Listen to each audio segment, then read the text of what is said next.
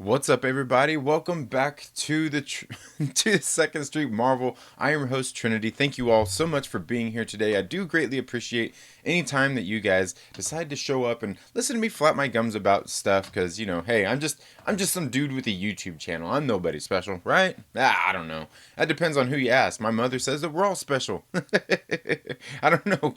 Could she be wrong? I don't know. She could be. I don't know. She might be. She might not be. But I mean. Are you gonna call my mother wrong?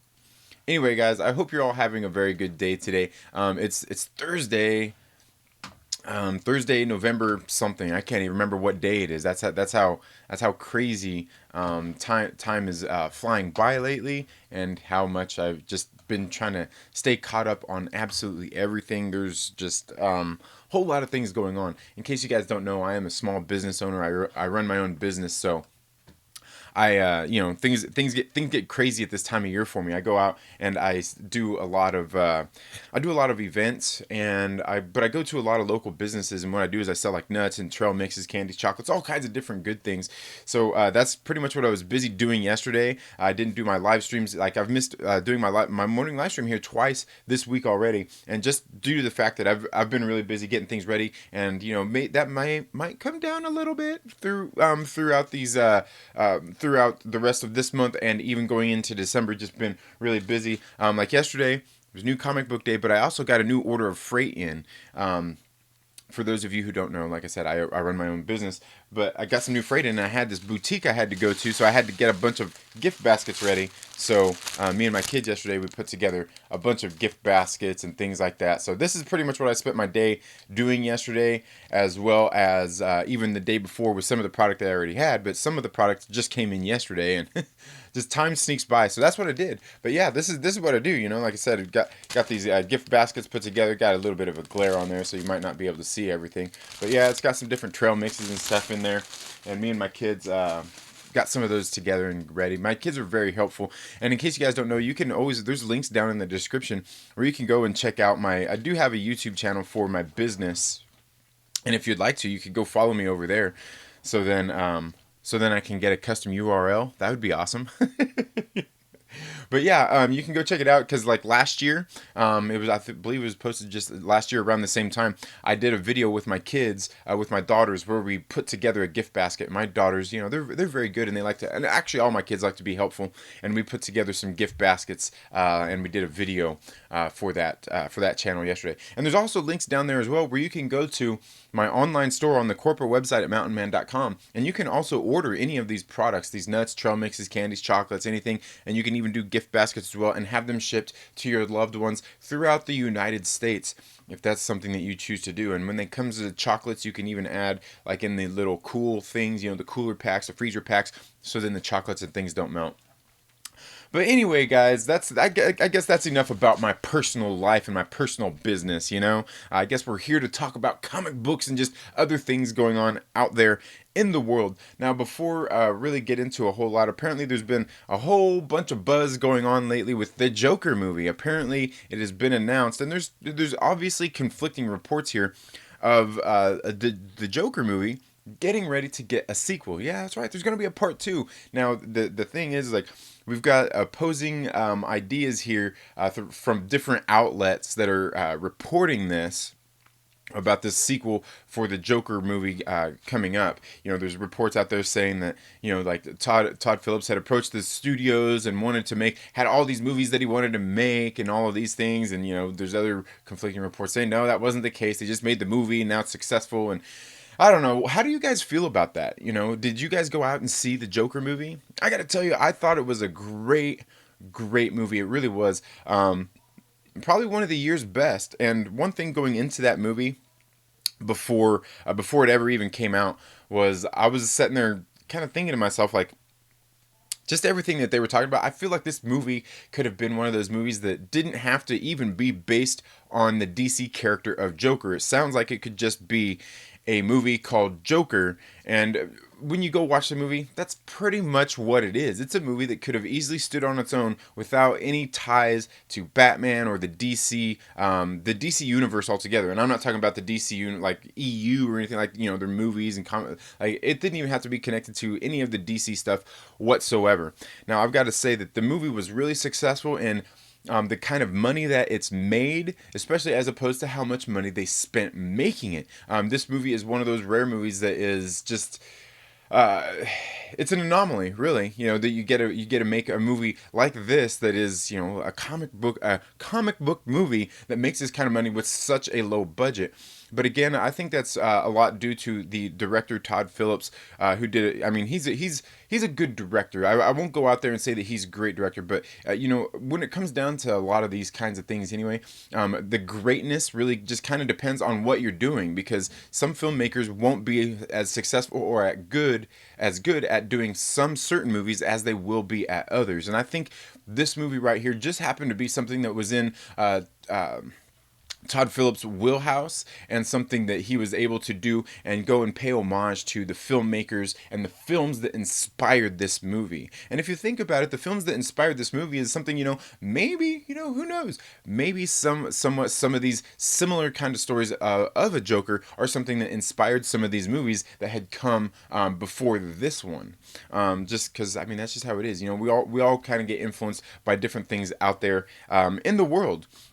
And that's really all I have to say about the Joker movie. I'm not sure how to feel about it. I mean, obviously, as successful as it was, it'd be dumb not to make a sequel to it.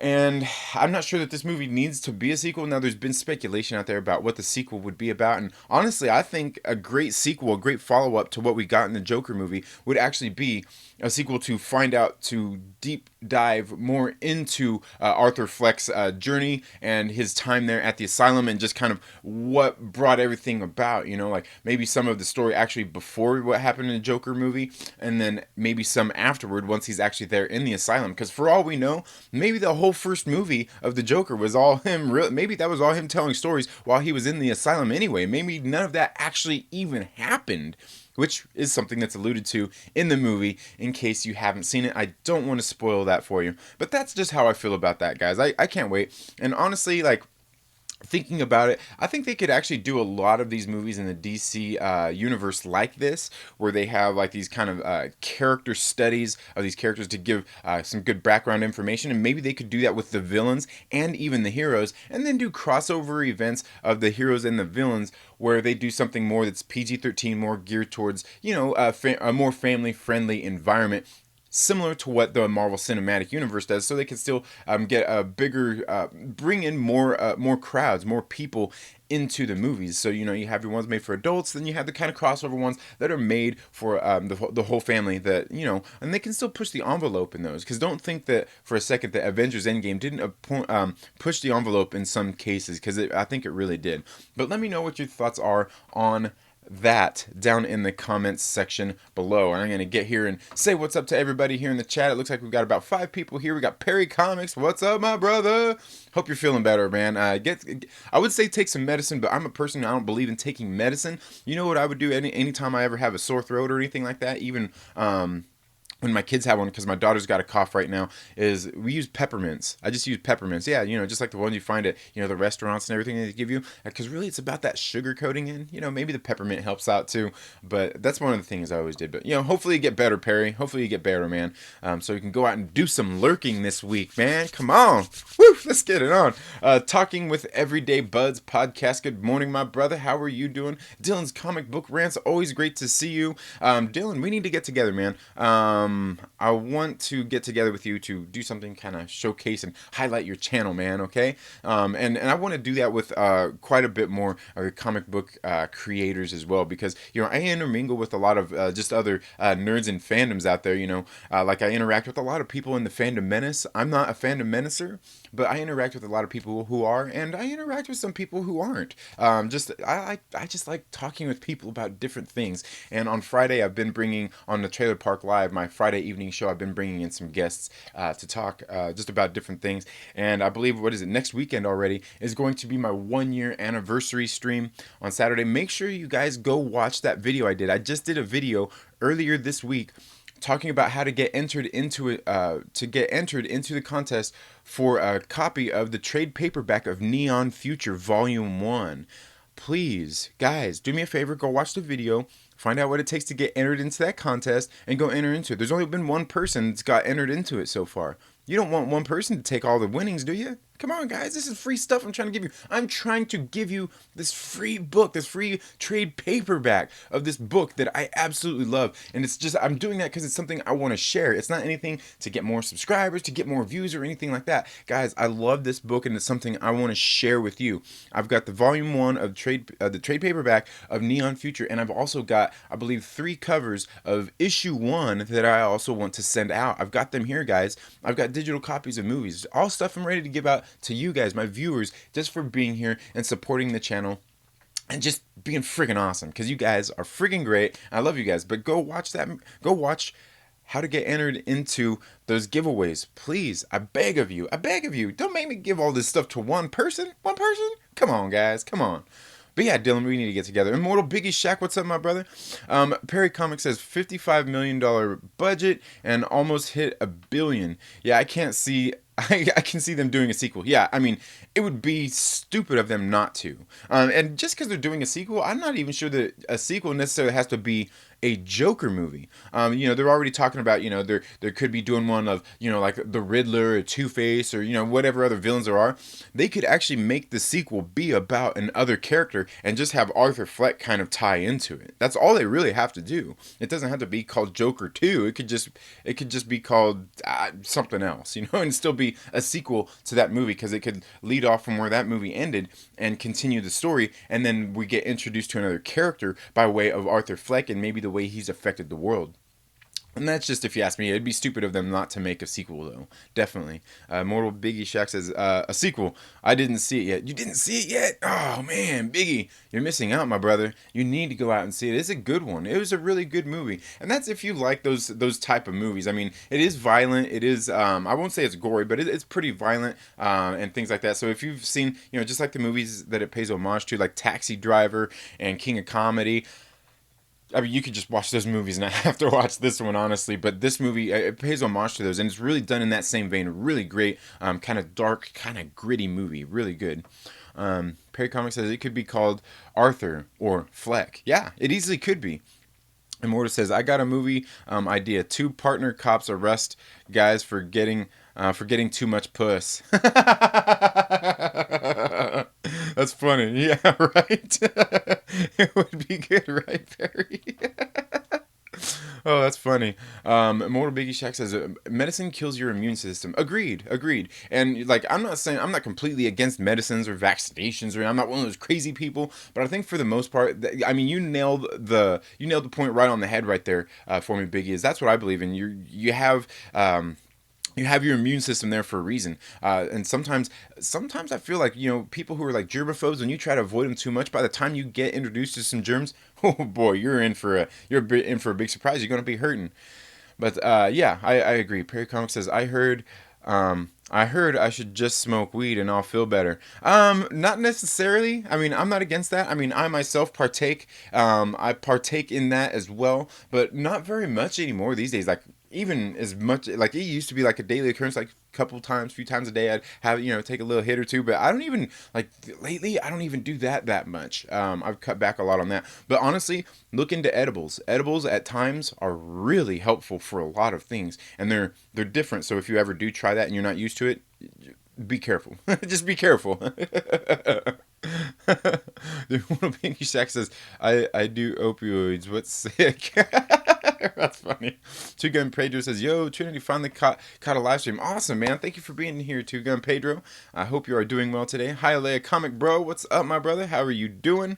Immortal Biggie Sex says, I don't do opioids. Yeah, I kind of figured you didn't. That's funny, though. But honestly, when it comes to those kinds of things, because they're a naturally occurring thing, I would probably look a little bit more into those than I would a lot of these pharmaceuticals, these drugs these actual drugs that pharmaceutical companies are out there pushing. I mean, natural remedies have been around way longer than these manufactured drugs that man has come up with. But I mean, I hear you, I hear you, man. I mean, it's probably a safer bet, honestly.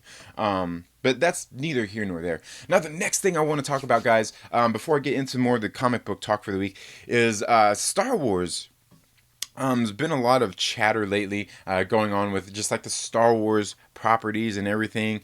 And, we've seen, a lot of people dissatisfied with like Kathleen Kennedy and some of the things that she's done out there with the Star Wars franchise and just all these different kinds of things. I'm not sure, like I have ways I feel about that, I guess, for the most part. I just, like me, I don't take these things too seriously. I just want good movies, good and entertaining movies, but obviously not everything is copacetic as far as Disney and Star Wars is concerned. There has been some issues.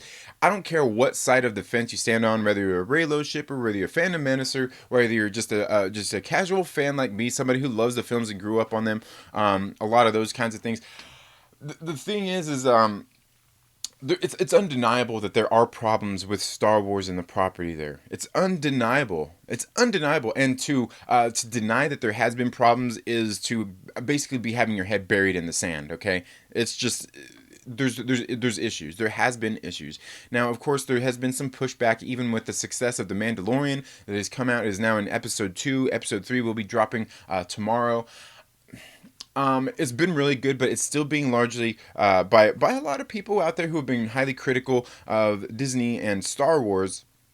Has still even been coming out and not wanting to give it its due, and not wanting to accept it, and that's fine. I'm okay with that. If you're one of these people who have been weary about what the Disney's been putting out as far as Star Wars content, hey man, that's all good. That's all good. But at some point, I have to be able to willing to say like, okay, I'm willing to give a little bit. Like they've done this good and I've enjoyed it. Can we just give them? I mean, giving them you don't even have to praise them, but can you give them a point? Can you at least give them a score? Just like chalk them up one. Chalk them up. You don't even have to chalk them up a victory. Just give them a point. It's not a victory. Just give them a point. It's all good. You don't have to be mad that they, can continuously push back just because they give you one good thing. That doesn't mean that you can't still be critical, and that doesn't mean that you're all on board for what they're doing over there. But what we can see now is there's been a lot of talk lately about Kathleen Kennedy going to be replaced, be fired, be stepping down, and all of these things just over these past couple of years. Pretty much ever since The Last Jedi came out, there's been all of this kind of talk and speculation.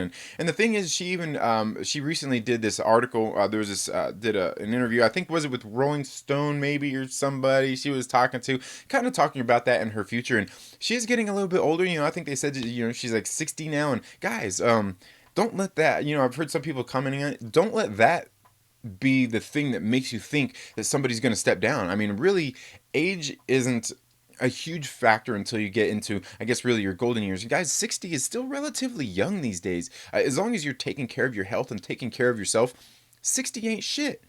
You still got a lot of good years left in you, especially these days with all the healthcare, just with healthcare and, health prevention and things like that, depending on your lifestyle. 60 ain't anything, man. Like that's easy. Look at George Burns. Look how old he lived to be. And he, always had his stogies, you know what I'm saying? and so there's been a lot of chatter out there about that. And honestly, like, I don't know how to feel about it. I'm not really that worried about those kinds of things. But she came out and made some remarks that a lot of people, I'm sure, are taking out of context and have want to give some pushback when she made some comments about the Star Wars franchise, and then even some have been looking at it as disparaging remarks to like screenwriters and just all the different creative minds who are out there doing this, because she made some comments about about Star Wars, saying, "Oh, we don't have an episode. Basically, we don't have an episode 9 book, a story, anything like comic books or anything based off of this that we have to build these stories off of, like Marvel does," which is kind of what she was alluding to. Like they have that, and the thing is they, like she was saying, they don't have source material. basically they have to make it all. And while she is somewhat right, she is also somewhat wrong. They have all of the EU out there and everything that they could pull from.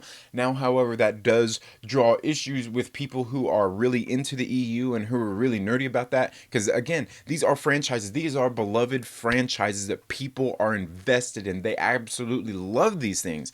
So that's the tricky part when it comes into it, because I know there are people out there who love the EU, who love Star Wars, who aren't even super mad about what's been going on with Disney and Star Wars, that still feel the same way. Like, whoa, whoa, whoa, whoa. Like, if you're going to pull from the EU, you better do this in the right way. Because at the same time, they feel that it's just basically a cheap move for them to now all of a sudden start adapting a lot of these storylines and things that have come by way of the EU, whether it's books or even some of the comic books and things that they have put out there.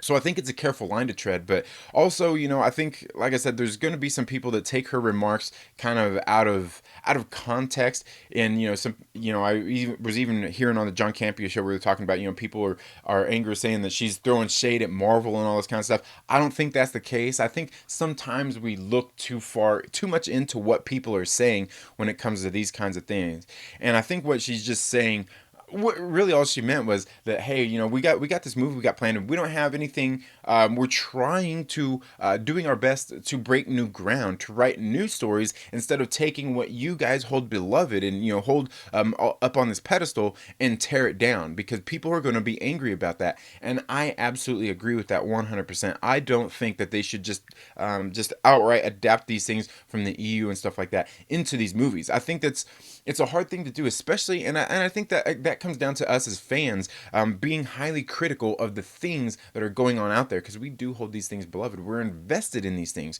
So I understand both parts of this conversation, why somebody would be upset if they go and do that, and I also understand why Disney would be smart in going out and doing that in the first place too, because these things are beloved. People love them. You just have to make sure that you do it in the right way. And no matter what you do, no matter what they do, you're not going to win with everybody. If you're a YouTube content creator, you should know that already as well, that you can't satisfy everybody, nor should you ever try.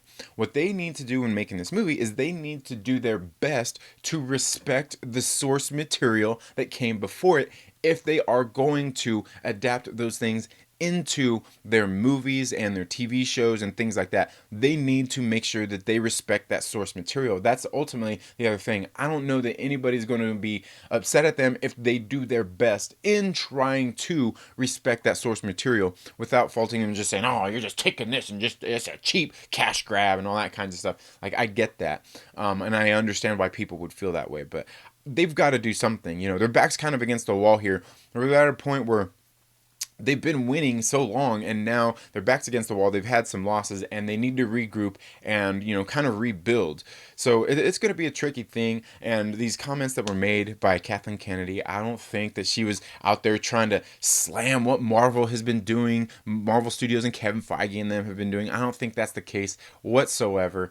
I just think that she's probably somebody who's not used to going into a lot of these interviews, and I think, and just kind of the way that they're run. I mean, occasionally, we see it happen all the time. Yeah, an interviewer will throw out some curveballs, and hey, man, you can't be prepared for everything. And sometimes we really just speak without thinking about the repercussions of what we're saying, or maybe even think about what we're saying altogether. So again, I won't look too much into her remarks or hold really much anything against her. I mean, like I said, for the most part, I enjoyed The Force Awakens. I liked it. Now, The Last Jedi, I like the movie. It's not a good movie. I can't defend it. I can't really say much good about it, because for me, it's the same thing like Dark Phoenix was. Like, there's so much bad. There's just enough bad in this movie, and I won't even say so much bad, but there's enough bad in this movie that it overshadows any of the good stuff. So again, I mean, to me, they just need to regroup and rethink things out and go forward with the game plan. The one thing I would say that they need to do, and I've talked about this before, is they need to scale it back a little bit. Star Wars that wasn't successful and didn't build its empire, haha, see what I did there? Didn't build its empire by spilling out content like the Marvel Studios has. They did not do that, and I think they need to scale it back. To me, honestly, I think even once a year is probably a little bit much for these Star Wars movies and franchises. Now they have the streaming service, the Disney Plus, and I think they're going to probably lean into that. But I still think even doing a lot of that is still going to be tricky waters to navigate when you're pumping out so much content. Like you need to maybe step back and take some time to think about what they are doing going forward to to bring in new fans as well as reel those older fans back into the franchise. I think it's just something that has to be done, and it's something very crucial to them.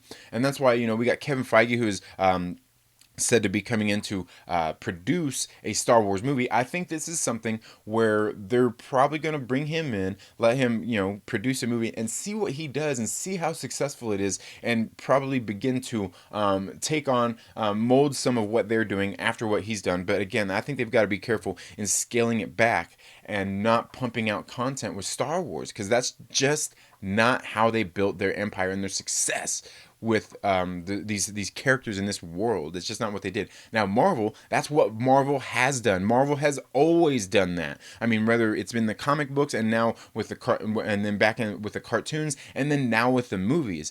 That's kind of been their thing, is pumping out content constantly. And of course that comes partially by way of the comic books, and that's how it started out, where Star Wars started out as an original concept, an original idea. And to continue building on those original ideas, at some point you're going to get to a point where it's not so original anymore, because you're drawing it off of your original source material. So it being original is just something that really can't be done in the first place. Altogether, I think they really need to concentrate on maybe coming up with new characters, or finding a way to introduce some of the characters that have come before into their newer movies. But let me know what you guys think about that down in the comments below. I'm going to get here and read some more of your comments and see who else has joined the conversation, as it looks like we've gone up just a couple of viewers here.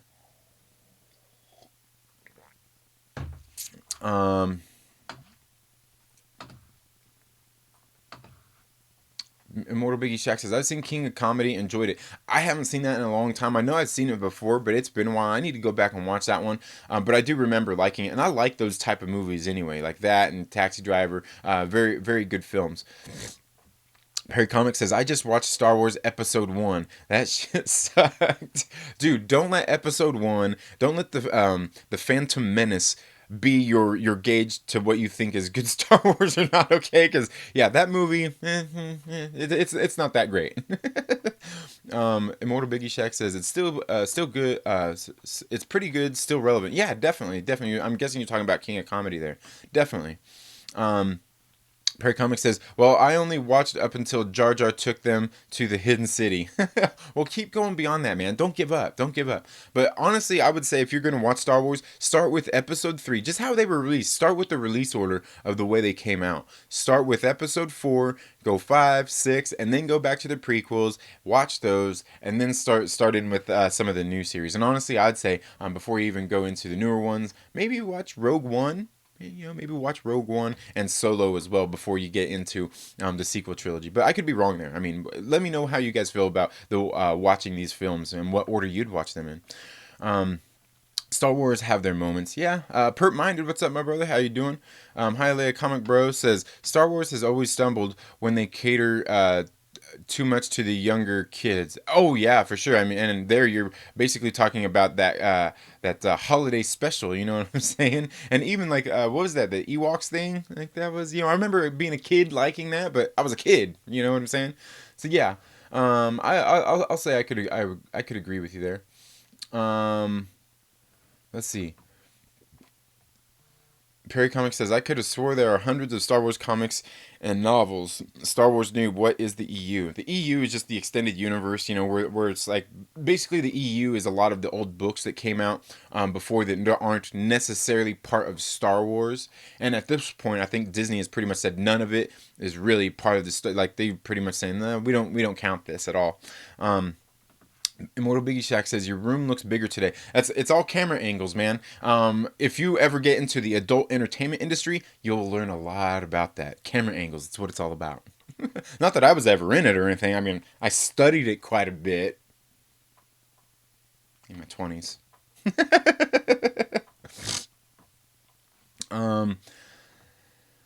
Let's see. Okay, yeah, a lot of people in here today. Thank you all so much for being here again today. James Clark, what's up, my brother? How are you doing, man? Caught one of your live streams again the other day.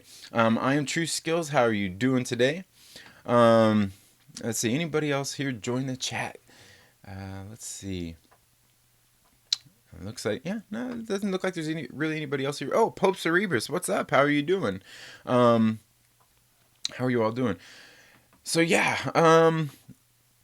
I'm True Skills says, hey, I want to read Doctor Doom and Crescent today. Yeah, I haven't read Doctor Doom yet. I heard it was pretty good. And the Crescent and Io, is it EO or Io? I think it's Io. I thought that was actually a pretty good book. Of all those Marvel Future Fights First, that was my favorite of all of those different books. If you ask me, that was my favorite of them. Definitely. Perry Comics says, I'm back. Had to grab some coffee. What's up, James? Yeah. So yeah, let's go ahead and get into some comic books for the week. Now, guys, I already dropped some reviews here on the channel, and I'm not sure if you guys got a chance to check them out, but it's been going on here. We got 2099. This new event just came out. It's a mini event that is tying into the Amazing Spider-Man, and that's really all it's tying into. I did my reviews on these. I did these two together because they do kind of interconnect with each other. They're very, very, very much connected, I guess you would say. Now, I would suggest, honestly, if you're going to read 2099, I would probably suggest at least reading maybe the last three issues of Amazing Spider-Man, including this one. So like I think 32, 33, and 34. I would suggest reading them. You don't have to. You absolutely don't have to, but there's a couple of things, things that lead up to the lead up from this that goes into 2099. Altogether, guys, like, and I think even my brother Chillmonger said something about not being into the future stuff. I'm not really into a lot of the future stuff neither, but I mean, I'm still curious about it. I still want to read about it. And I think this 2099, just based off of this alpha story that, like I said, it does, 2099 alpha does tie into Amazing Spider-Man, especially issue number 34. I liked what's going on here. I like the setup and everything of this story, the premise of what we're getting in 2099, and it's basically being done with a lot of one-shot books. I think there's going to be like 7 titles that are tying into this, aside from this one, 7 other one-shots coming out there. I believe they're going to have like what are they going to have? They're going to have like Conan. They're going to have Ghost Rider, and just several different ones that are all tying in here. They're going to have a Punisher, just some different ones that are tying in here, and they list those in this book right here. So I've liked that, but the one thing I've got to say, guys, let me know how you guys feel about this, because I even heard Chillmonger actually mentioning something about it. I don't necessarily like what they're doing here with Amazing Spider-Man in the sense in having him tie into so many different events that are going on. Because if you're reading just Amazing Spider-Man, it makes you like kind of wonder, like, okay, this isn't really serving this isn't really serving the story of what's going on in the Amazing Spider-Man. These Amazing Spider-Man story is more serving what's going on in these other books, and I don't think that should be the case. I think these should be done differently.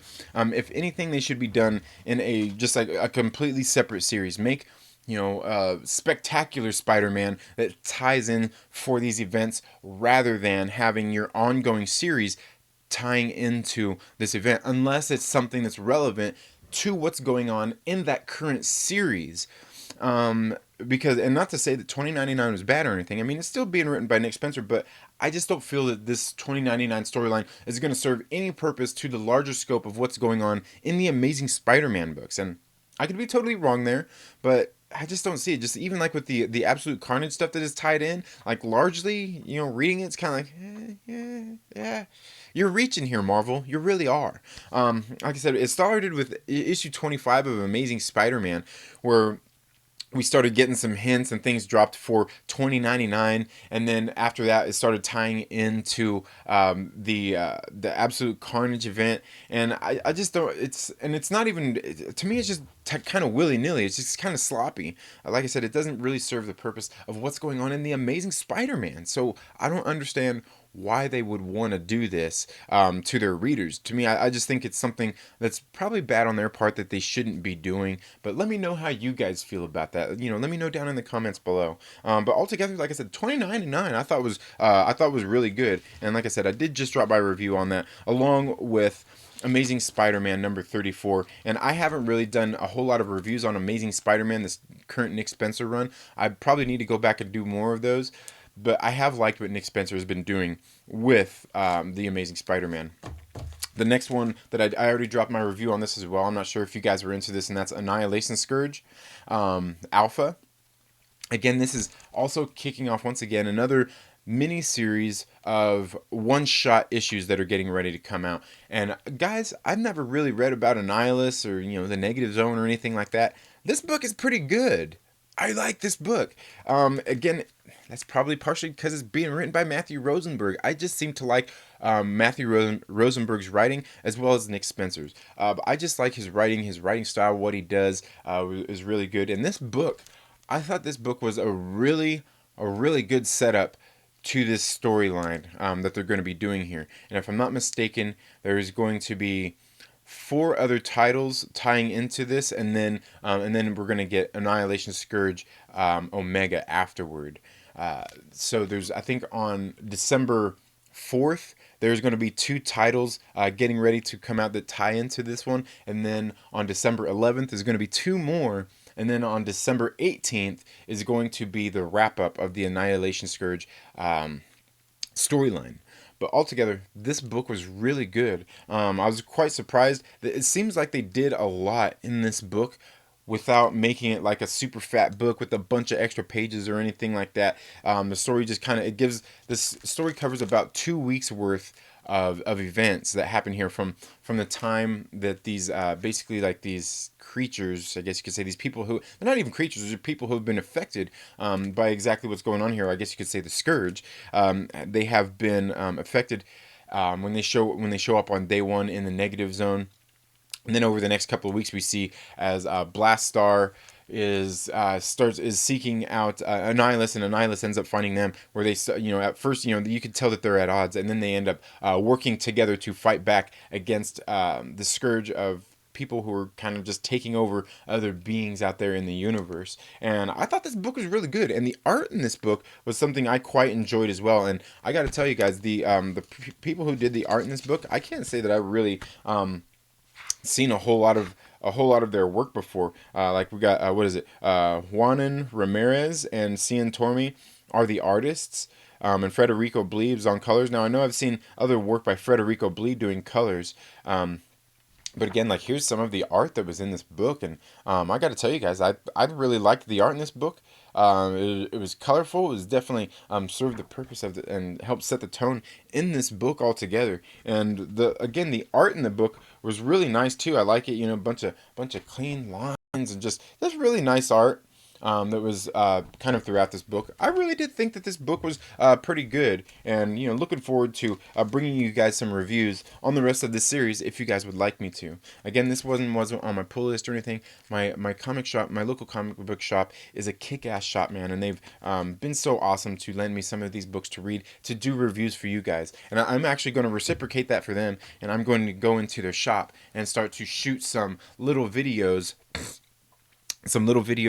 doing reviews that they can post on their Facebook or even their Instagram to help promote some of the books for them, since they're so awesome and they help me out. And from what I've heard out there, man, guys, is every local comic book shop, not that great? Because I hear some of these stories from some of the other comic book YouTubers here talking about some of these local comic shops, and I'm like, oh man, like, for one, where I live at, we've only got 2. And they're really close to each other. We've only got 2, but as far as I know, both of them are actually really good. But I hear some absolute horror stories from some of you guys out there. And, just some of the different things. Like me, I like supporting my local comic book shop, and I don't want to buy things online. I want to give them my business through my local comic book shop. But I've heard just some stories out there from some of you guys that, not that you guys probably don't feel the same, you'd probably rather support the local business, but it sounds like some of you guys have local comic book shops that aren't that great, that are pretty bad. And matter of fact, I remember Perry even talking about one where he ended up calling the authorities on one of them because he thought there was, a threat to public safety out there in one of theirs. And, hey, man, you do what you got to do out there as far as those things are concerned. But let's see.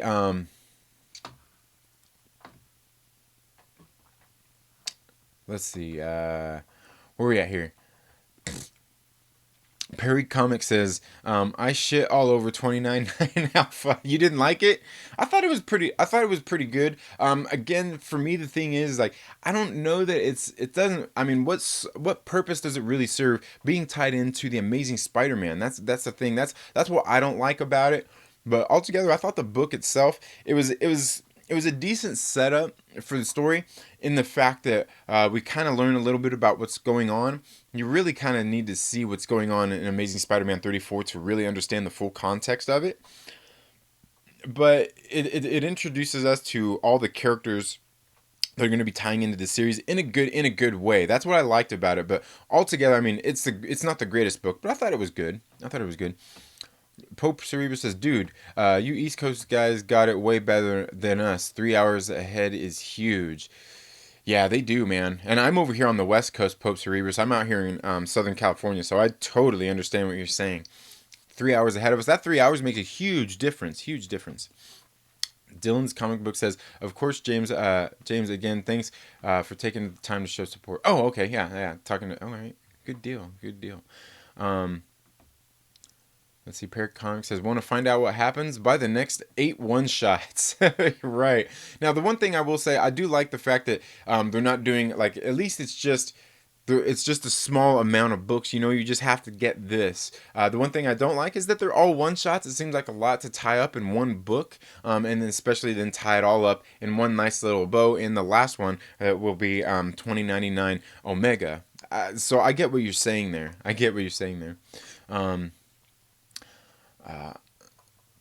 Let's see. Pope Shrever says, I am off all next week. I will have time to hang a bit easier. Awesome. Yeah, having a vacation sounds nice. Dylan's comic book rant says, Perry 2099 was okay. Amazing Spider-Man tie-in was better. I agree with that. I will agree with that. The past like 2 issues of Amazing Spider-Man, I think were better than the 2099, and I think reading issue 34 is almost a requirement to read 2099. You don't have to, but a lot of the repercussions of Amazing Spider-Man 34 are what's going forward in the 2099 series. So yeah, definitely. And I'm not a fan of like the whole time traveling thing as well, and that's kind of what's going on here. Is what we're seeing here. Two Gun Pedro says, I'm not messing with the 2099 titles. And I can't blame you. But you can always stick to us here on the channel, Two Gun Pedro. I will be doing some reviews of those in the first place. I'm not pulling them, but like I said, my local comic book shop kicks ass. 2099 is dumb as fuck.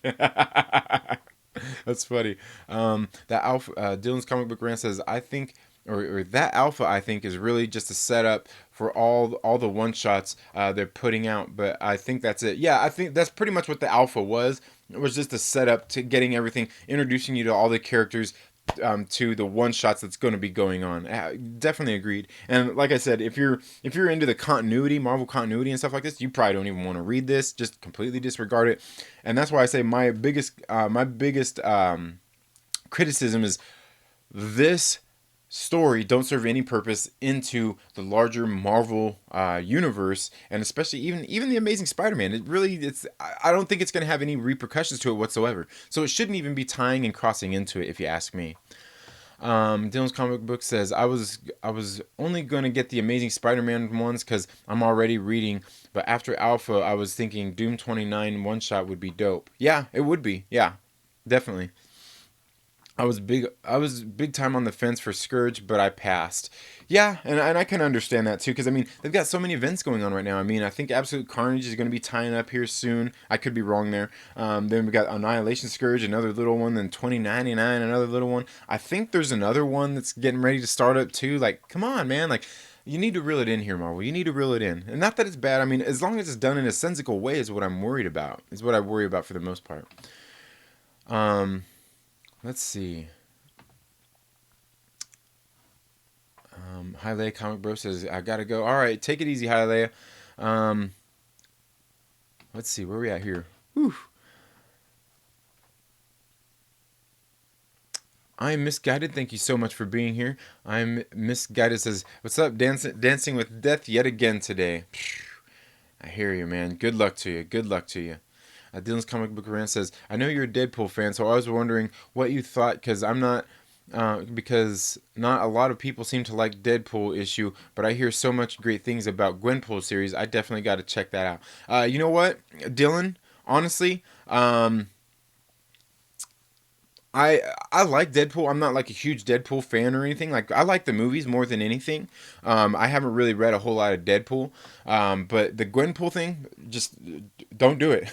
Don't do it, man. Matter of fact, get me your information. Send me your address. I've got the first, I think, 3 issues of Gwenpool. I'll happily send them to you. I bought them to do mostly reviews on and everything like that. My local comic book shop is just kick ass now. So I've got those first 3 that I did purchase. I'll happily send them out to you so you can read them and decide what you want, if you want to continue reading them.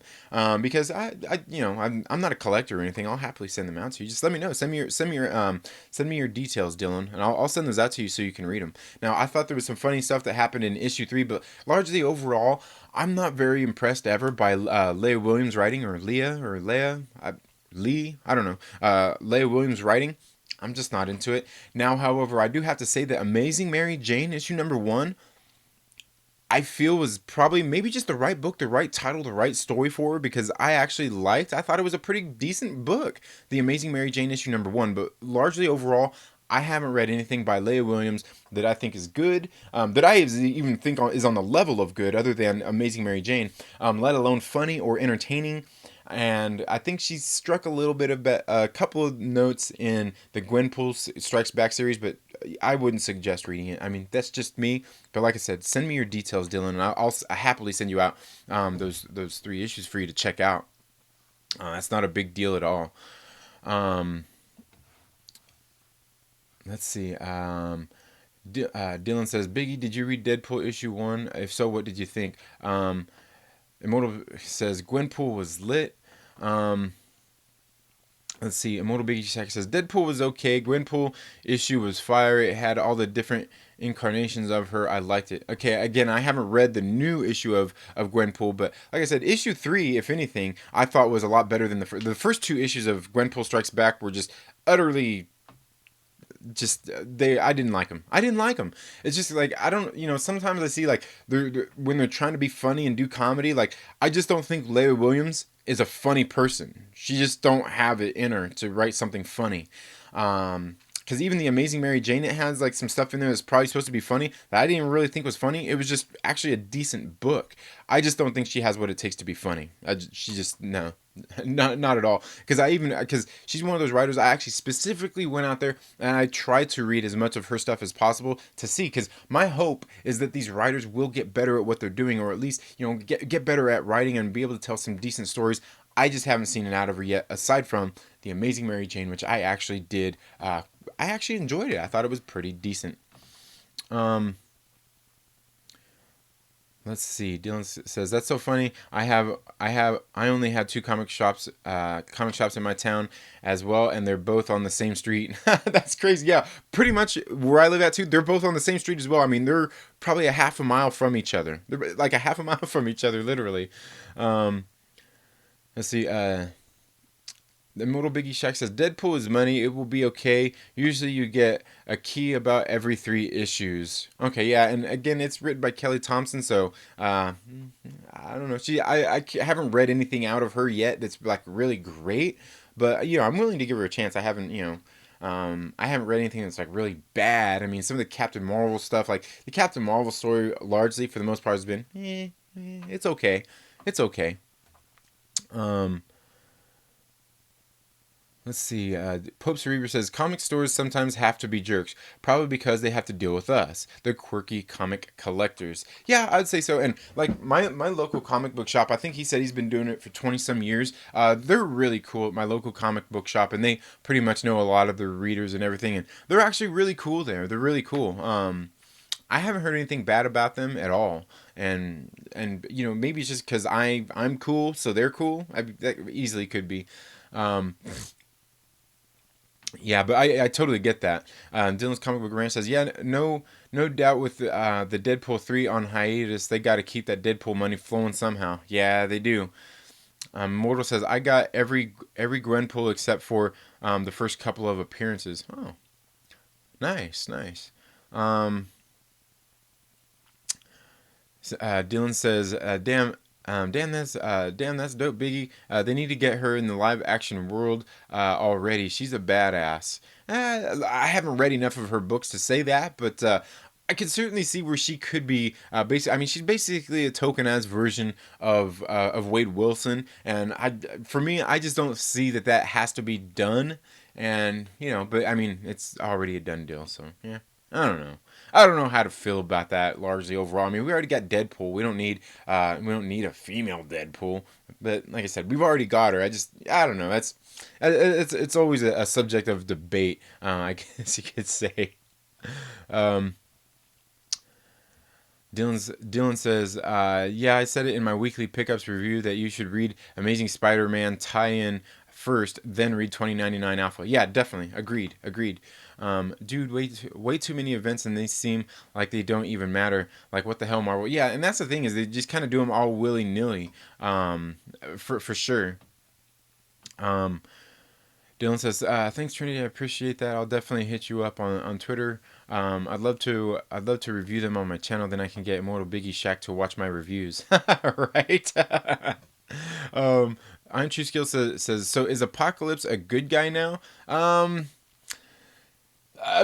basically, in the mutant world, as far as mutants are concerned, there is no good and bad at this point. They're all good with each other at this point. They can all get along, because they have their own nation and things like that. But a good guy, I won't say that he's a good guy at all by any means or any stretch of the imagination. I won't say that he is. I think there's a lot of things going on between like him and Sinister, and for me personally, I just still feel weird about Magneto, and he hasn't done anything bad. Man, it's just hard, after the way he's been for so long, trying to see him as a good guy now. But largely, I've liked what they've done with Magneto so far in these stories. Um, but yeah, I wouldn't say he's a good guy. Definitely not. Let's see. Immortal Biggie Shack says, I think Howard the Duck 1 or 0 is the first Gwenpool. Oh, wow. All right. Um, Dylan says, dude, oh my God, literally my two shops are like half a mile away from each other. That's what the hell? That's so funny. Yeah, it is, man. Dylan, do you live in Lancaster, California too? Oh man, that's funny. Um, the, Immortal Biggie Shack says, then there's Deadpool Secret Wars cameo, Gwenpool. Oh, okay. Yeah, again, I don't know a whole lot about all of these things. Um, Pope's Reaver says people have to be checking out the Joe Kelly Deadpool. Um, um, I blind foul, etc. I'm not. Okay, I'm not sure what happened there. But yeah, all right. Yeah, I'll take that into consideration. Joe Kelly Deadpool. All right. Um, Perry Comics says I'm back. Awesome. Let's see. Mortal Biggie Shack says it's okay, Trinity. I appreciate your opinion. Yeah, and again, I mean, the thing is, and thank you for that. I mean, that's the thing is, when it comes to these comic books and stuff like that, it's different strokes for different folks. We're not all gonna enjoy the same thing, and that's the beauty of it. That's the beauty of comic books, movies, music, and just all these things that we love is everybody has their different opinions on it. Again, like for like Gwenpool, it's just not anything I find funny. I don't find any of it funny. I don't even find it witty, or anything like that. Now, like I said, in issue 3, there was some funny stuff, but again, largely, it's just not for me. I just don't enjoy it. But I'm not going to knock anybody else for enjoying it. Hell, we all like different things, and we all absorb information differently and feel, have different opinions on it. So yeah, and yeah, completely. I appreciate, and that's why I'm on here on YouTube following a lot of comic book creators, content creators as well, because I want to see what everybody's different opinions on it and hear those out, because maybe I'll hear a viewpoint that somebody has that I agree with. Like, I know, like, aggressively relaxing has largely, kind of defended like the Jane Foster Thor, the unworthy Thor, I guess you could say. So that was really good. I haven't read it, so I can't knock it. But for me, I just don't really like it. Just like with the Jane Foster Valkyrie right now, I'm just like, yeah, yeah. It's just for me, it's based on a lot of silliness for the most part. But that's not to say that it's bad. Silly can be good. Silly can be good. Um, But yeah, I mean, again, it's everybody has their different opinions, on things. And again, my opinions aren't very extreme when it comes to a lot of these things, unless I just see stuff in there that to me I see just don't need to be in a comic book and stuff like that. Like do something good with these characters, or if you want to make those kind of like certain, like political messages or political agendas or whatnot in comic books, just create your own story, create your own book, and do that. Don't do it with these beloved characters that we all love so much, when that doesn't necessarily belong in these books. And I'm not saying that they shouldn't reflect things that are going on in our world. I mean, that's the beauty of it, is you can, but it doesn't have to be on the nose, like Nick Spencer's Sam Wilson Captain America. Like that series, I read every single one of those books. They're okay, but largely I read them and I'm like, Nick Spencer, what are you doing? Like, this is so lazy. It's like you literally just turned on CNN and Fox News, even the artists and everything, and just put that on paper. To me, it's just lazy. It's just lazy writing. I mean, hell, anybody could do that. You know what I mean? It's like you really, literally just ripped the news off of that and put it into pages in a comic book. It's unnecessary. It's unnecessary, and that's just how I feel about it. Let's see. Immortal Biggie Shack says, my girlfriend got me buying Gwenpool. Yeah, fair enough. And yeah, I mean, like I said, for me, it's like a lot of, like, to me, there's humor in it, but it's not humor I like, because I don't find any of it funny. Like I said, for me, I just don't think Leia Williams has what it takes to be funny, largely, overall, I would say. And no, it has nothing to do with her being a woman or anything like that. I mean, women can be funny. They can be, okay? Look at Kate McKinnon, man, on Saturday Night Live. I don't watch Saturday Night Live anymore, but she was always hilarious. Loved her. Kristen Wiig, freaking hilarious. Molly Shannon, love Molly Shannon. Anyway, but that's neither here nor there. Pope Reaver says, and a dark Gwenpool and a red Gwenpool, anti-cosmic Gwenpool. I must have missed one of your comments there. Okay, yeah, people have to be checking out Joe Kelly, Deadpool, Blind Owl, etc. And okay, yeah, but that's funny. Yeah, that's good. Dylan's Comic Book Rant says, guys, let's help James get that 2K subscribers. Yeah, certainly. Yeah, go check out James Clark. James Clark stuff he does. Man, I've seen him do some singing on his channel. He's got some songs that he did. Something a little bit different than the freestyle raps that President of the Phantom Menace Abu Nas does. But he's done. I've definitely seen him do some singing on there, do some songs, and I've seen him doing some of his art. I was actually this last weekend. I think he was doing a live stream. I think it was this last weekend, doing a live stream showing some of his art. Yeah, good stuff, man. Go check out James Clark. Help him hit 2K subscribers. And while you're at it, help me hit 1K subscribers, guys. Come on, subscribe. Hit that like button. Hit the dislike button. Do whatever it takes to engage with these videos to help keep Hydra from burying me in that YouTube algorithm. Your help is much appreciated in the fight against Hydra. Hail Hydra. Let's see. Pope's Reaver says Blind Owl is the old woman he lives with. Yeah. Oh, yeah. Sorry. And it wasn't a typo. I think I just wasn't thinking about it when you wrote that. Yeah, Drunk 3PO, what's up, my brother? How you doing? And, man, I wish I could have made some Black Guys in a Drunk. I was so busy on Tuesday, I didn't even get a chance to watch some Black Guys in a Drunk. I had it on in the background, so, I was getting you some watch time and stuff there for it, but I just wasn't able to make it onto the show. I was so busy on Tuesday, and this week has been absolutely freaking ridiculous for me, man. Like I said, I've spent a lot of time working on my business, making these lovely gift baskets for you all. And speaking of which, Drunk 3PO, if you're still here, my brother, you need to send me your address, because I got something that I want to send you in the mail. I've got something for you. I'll hit you up about that here later, so we can get that taken care of. Flipped Out, what's up, my brother? How you doing this morning? Let's see. Perry Comics says, new comic company called Lazy Writing. Right? They should do that. And I'm not... man, I almost threw some shade at a certain section of comic book creators, but I'm not going to do it, because I don't need to do that. I bet it would be funny. Yes. That is hilarious. Yeah, Lazy Writing. Let's see. Flip is a good dude. Check out Phantom Club. Yeah, Flipped Out is awesome. Yeah, Flipped Out is good. And you know what? Wasn't aware until recently that he was actually in a band and had done some music and stuff as well as he is. He is very talented and a very busy dude. Obviously, I would actually like to hear some music out of Flipped Out and see what he's got going on there. And if you've done any of that, Flip, please let me know. Send me some links and stuff. I'd like to check out either some of your music or just some of the things you've done creatively with your music. I would like to see that.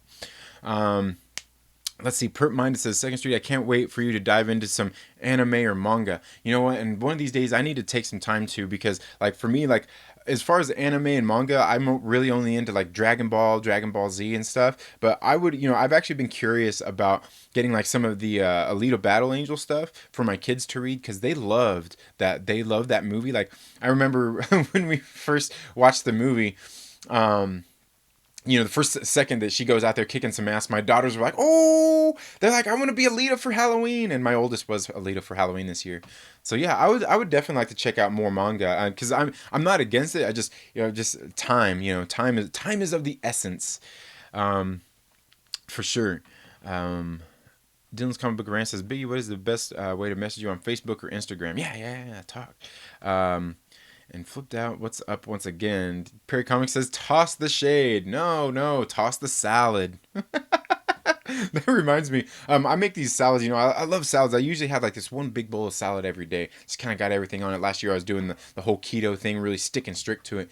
And I took my salad with me to the Renaissance Fair, and people were gawking at it, man. Like everybody was looking at my salad as I was walking through eating it. People were like, oh man, that salad looks so good. And so like I had a couple, like this one lady walks by, she goes, ooh, she goes, oh, your salad looks so good. So I was like, okay, next person that does it, I'm saying it.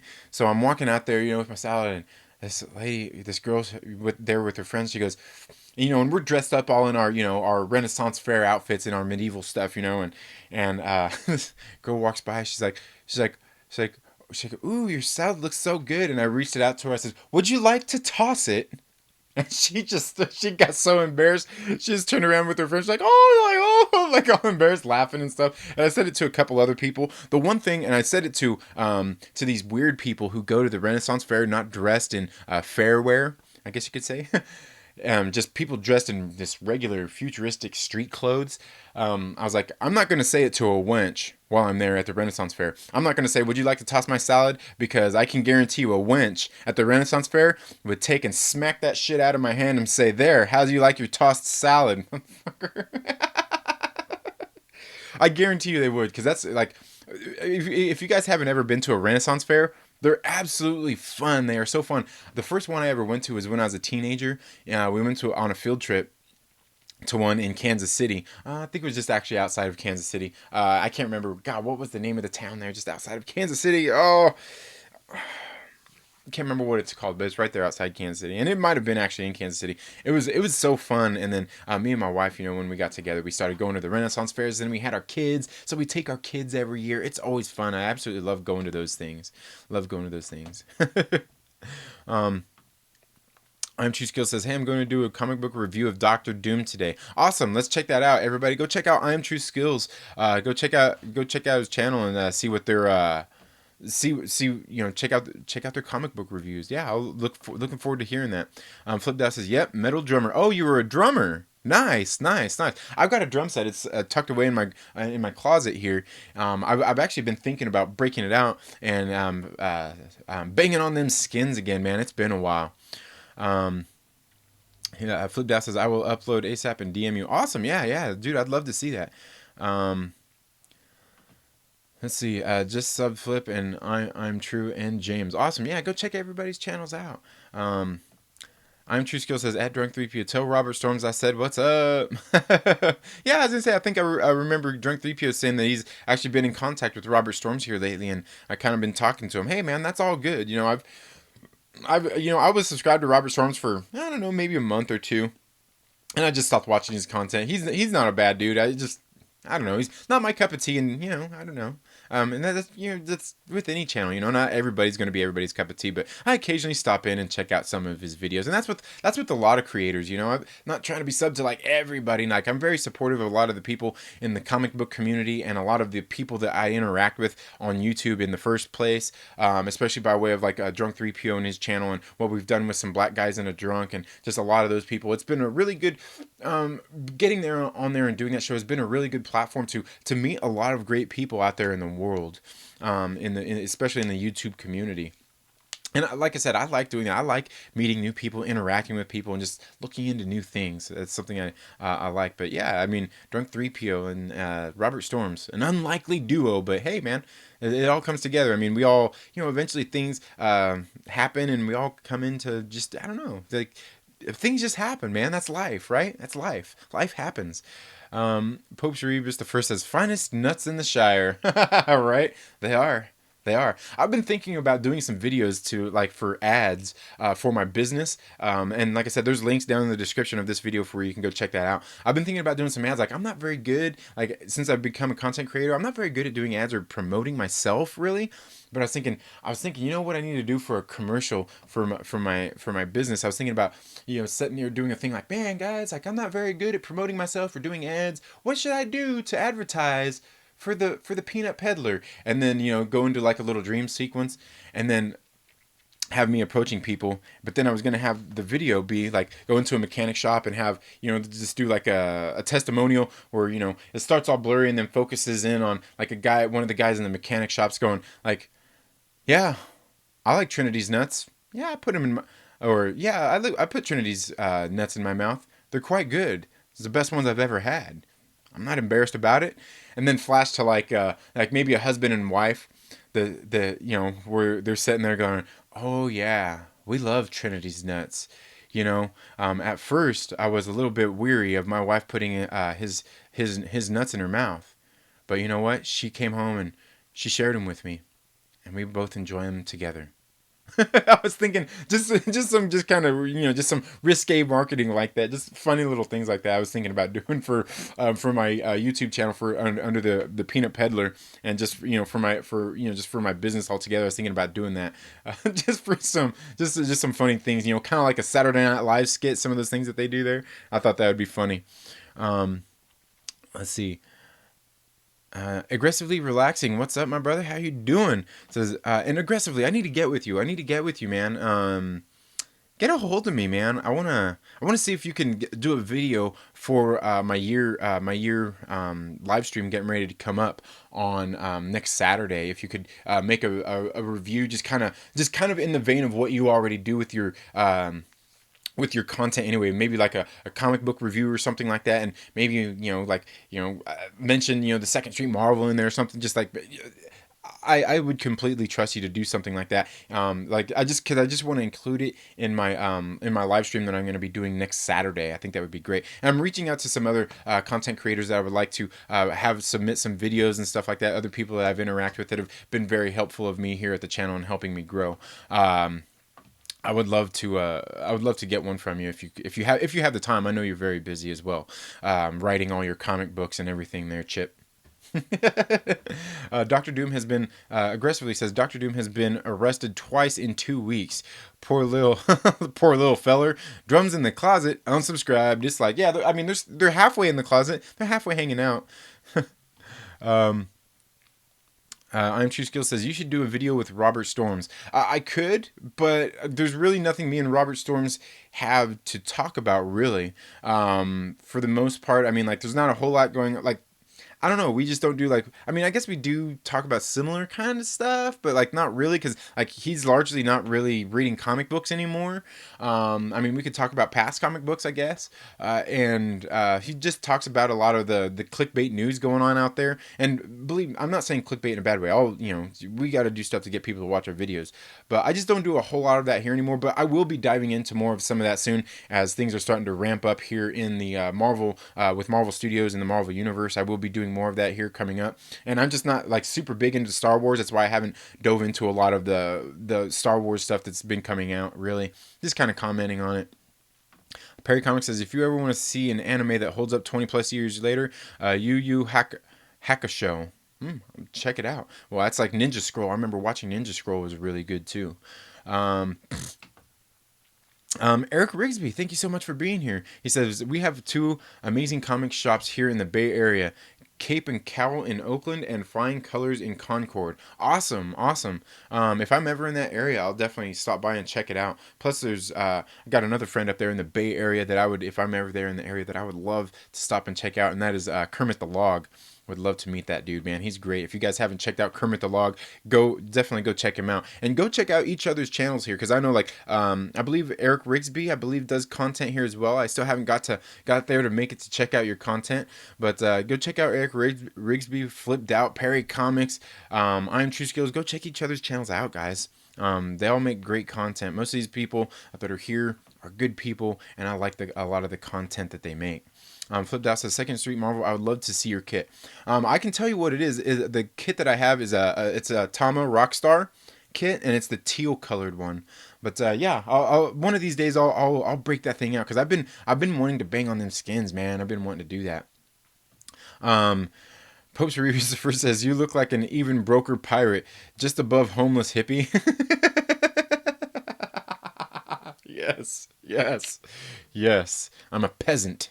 Eric Rigsby says, I am also a drummer. Awesome, dude. Awesome. Okay. Yeah, I was gonna say, I figured you were in a band. I think I seen that when I checked you out on Twitter. Yeah, awesome, dude. Share some links, man. We'll have to check out some of your music.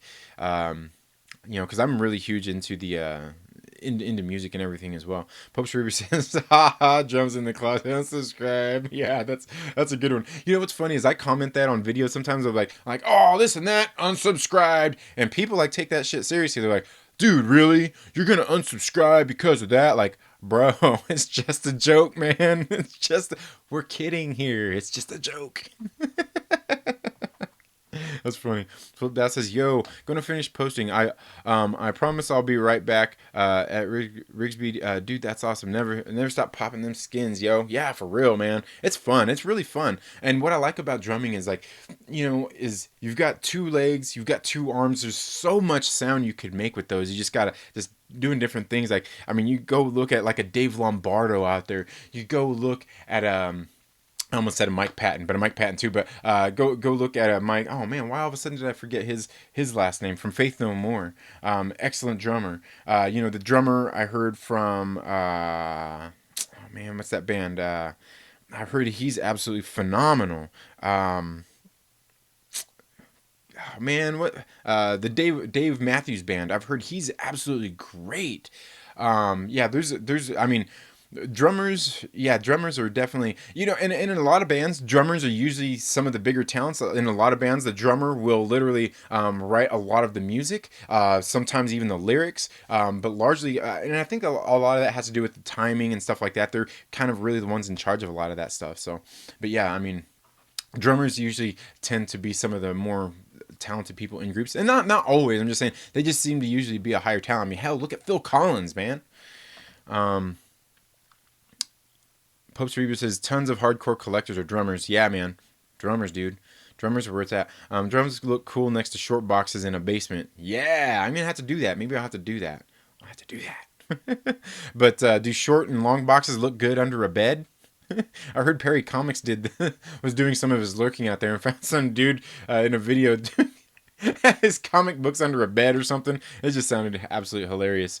Eric Rigsby says, Dan Carey from Tool is my favorite. Their new album is a masterpiece. Yeah, I really did like Tool's new album. It was really good. And yeah, Danny's definitely a very great drummer as well. And Mike Borden, I remembered his last name all of a sudden, is the drummer. Oh, seeing there right there, Pope's Reavers comes in and says it like at the same time. Mike Borden, Faith No More, also played for Ozzy. Yeah, and actually, Faith No More actually pretty much really kind of broke up in a way. They went on a hiatus for a while because of that, because Mike Borden wanted to play for Ozzy, and I actually got to see at Ozfest. It was the second Ozfest, I believe, where Mike Borden was actually out there playing the drums for Ozzy on that tour. Absolutely great stuff. And actually at that same time, Whitfield Crane from Ugly Kid Joe fame was actually singing vocals for Life of Agony, which was actually something, it was a short-lived thing that was actually really cool to see, because they came out there and they did a lot of the songs from River Runs Red. Great stuff. Absolutely great stuff. But Coffee Breath, what's up? How are you doing? But guys, I guess that's really all I have for this video, for this live stream today. Again, I dropped issues of reviews of Marauders and Excalibur, and guys, I did a ranking list as well. I did a ranking list as well of the basically of the Dawn of X titles. Go back and watch that, guys. Let me know what you guys think about my my ranking list of importance, because there was one thing on there that I actually even mentioned in there, and I think in that book, I think I actually even put Excalibur over Marauders as far as importance on there, because I ranked them of what titles that I think you should be reading. And while I think Marauders has stuff going on in it, especially this issue, that is going to be more pertinent going forward into the Marvel Universe, I have a feeling that's what's going on in Excalibur just has things happening in it. They're going to have a larger overall effect than what's going on in Marauders. So there are reasons why I put some of those in the certain rankings that I did. But please, guys, go back and watch that video. Let me know what you guys think about my ranking list of the Dawn of X titles. Because, like I said, I put them in order of what I think is going to be important, and not really necessarily the quality of the stories or anything, but more about what I think is important going forward. Because I think some of these series are going to be limited, maybe 6 to 10 issues tops, before they're either spun into something else or just canceled altogether. I just don't see some of them having the legs to continue on in the way that they're going as far as the story. I just think they're going to go and serve, maybe a 5, 6 to 10 issue arc that's going to serve the purpose of some of the fewer titles in the X-Men universe. So please make sure you go and watch and check that out. Let's see. Aggressively Relaxing says, Danny Carey claimed he trapped a demon in one of his kits. Dude is awesome. Wow, that's pretty crazy. People believe in that kind of stuff too, and for me, I think belief is a huge thing. Pope Cerebrus the first says, "Deep cut there, Trinity." Yeah, man. Yeah, dude. Yeah. That's me, man. Lord of the deep cuts. No, but yeah, like I said, I'm really into like a lot of that, like a lot of music and stuff like that. And again, here on my channel, I don't talk enough about music, but I know I need to be talking about a lot more music, because I'm really into music. Like, I'm more of a metalhead, but I do love some rap and hip hop as well. Just like not the new stuff coming out these days. I like the old school, like gangster rap shit. Like the East Coast, West Coast stuff from back in the '90s that went in through the early 2000s, I'd say. Definitely love that stuff. Damajana, what's up, my brother? How you doing this morning? Oh, man, I missed you all on some Black Guys in a Drunk this week, man. I really wish I could have been there, but I was so busy with stuff. I didn't even have it. I think I did my morning stream that day, but I didn't do it on Monday. Didn't do it again today, or yesterday. Man, it's been a crazy week. Aggressively Relaxing says, New Mutant is the best. List done. Dang, right there.